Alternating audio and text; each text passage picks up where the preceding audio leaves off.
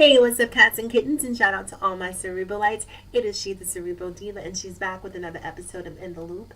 And in today's episode of In the Loop, we're going to talk about Rashon Nelson and Donte Robinson out of Philadelphia, Pennsylvania.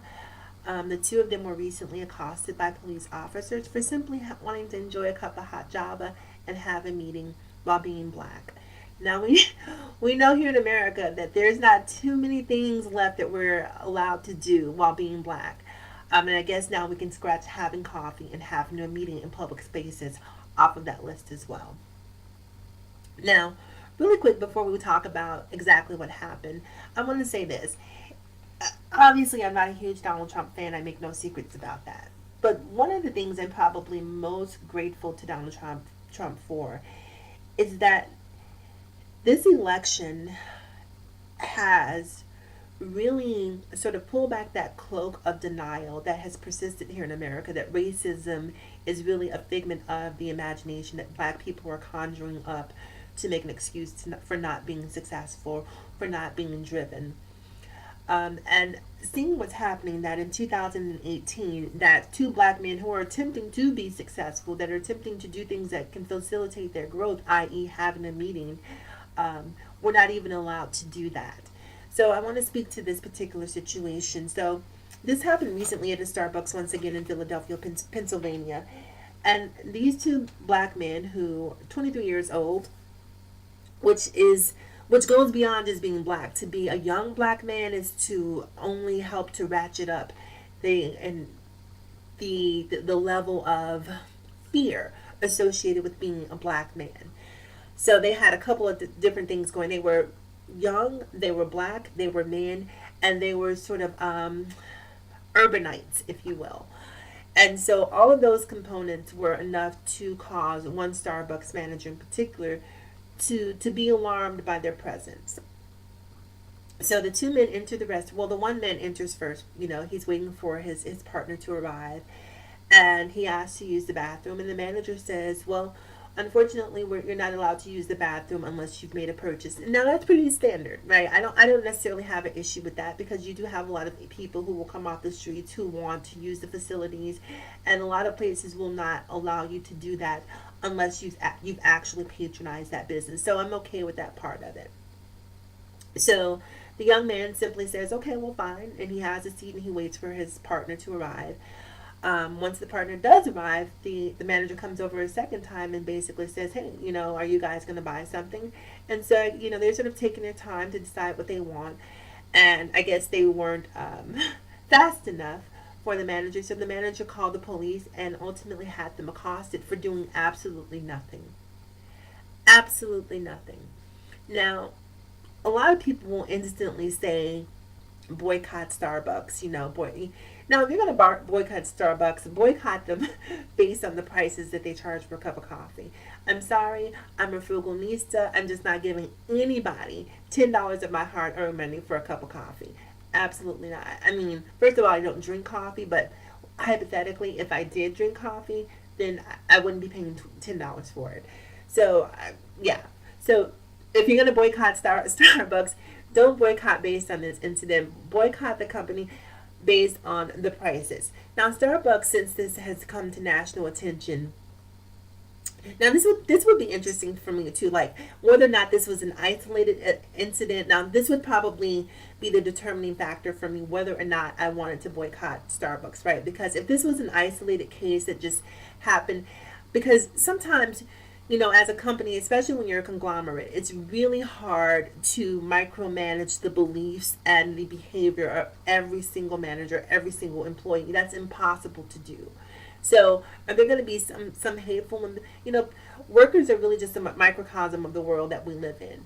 So, I don't care whether you're a police officer, a nurse, a doctor, a plumber, whether you're serving fries at McDonald's. Racism, hate, discrimination, sexism, homophobia, what have you, all of those things are going to trickle into those industries because these people come from the world that we live in. So when I think about Starbucks and boycotting Starbucks, for me, as I was saying earlier, if this were an isolated incident, then if I was paying $10 for a coffee, I would probably continue paying $10 for that coffee. Um, Now, if we look and we find out that this has been happening multiple times and Starbucks has been dragging their feet in terms of addressing these issues and making sure that this behavior was not persistent, then that's a whole other conversation. And that's, for me, is when the boycott comes into play, because one isolated event does not an entire company make. You can't judge an entire company based on an isolated incident. Now, what I do love about Starbucks, or what I do appreciate about them, since this has come to the forefront, they definitely taken this bull by the reins, if you will, in terms of trying to facilitate conversations around racial sensitivity. And I think that's exactly what needs to happen in making sure that this does not happen on the continuum. Being black in America is a very, very hard thing to do. You know, a lot of people, like I was saying earlier, don't want to believe that racism exists. And this case is proof positive that just simply patronizing a business, you know, can get you profiled. You know, we can't walk through stores. I had an incident once, right? I went into this store. I'm trying to think of what store it was. I want to say, I think it was Hollister, right? So I was buying some stuff at Hollister. I had a bunch of jeans, a bunch of tops. I had a bunch of stuff, probably about maybe $1,500 worth of clothes, which at Hollister can go a pretty long way. So now I'm one of those people, right? When I buy stuff, I hate trying things on. So I'll typically just buy it, bring it home. If it doesn't fit, then I'll return it and get the credit or get my money back, what have you. So I'm in Hollister, I'm shopping, and this girl is following me from rack to rack. You know, every time I pick up an item, you know, can I hold that? Can I get a dressing room for you? Can I do? And I'm like, I'm fine, I got it. You know, but thank you, I appreciate it. And so she keeps following me, and so finally I realize, okay, this isn't about her wanting to be helpful. This is about her basically profiling me and making sure that I'm not stealing anything, which on one hand I can appreciate, but I couldn't help being offended by it. And I couldn't help thinking, if I were a white girl, would she be doing the same thing to me? Or is it the fact that I'm a black girl who's shopping Hollister? Maybe that's setting off alarms in her internally. I don't know. But I just know, being black in America, it made me feel like I was being profiled. So she could be just profiling me as a thief, and it couldn't necessarily have something to do with my race. But unfortunately, I definitely think that it did have something to do with my race. So here's what I did.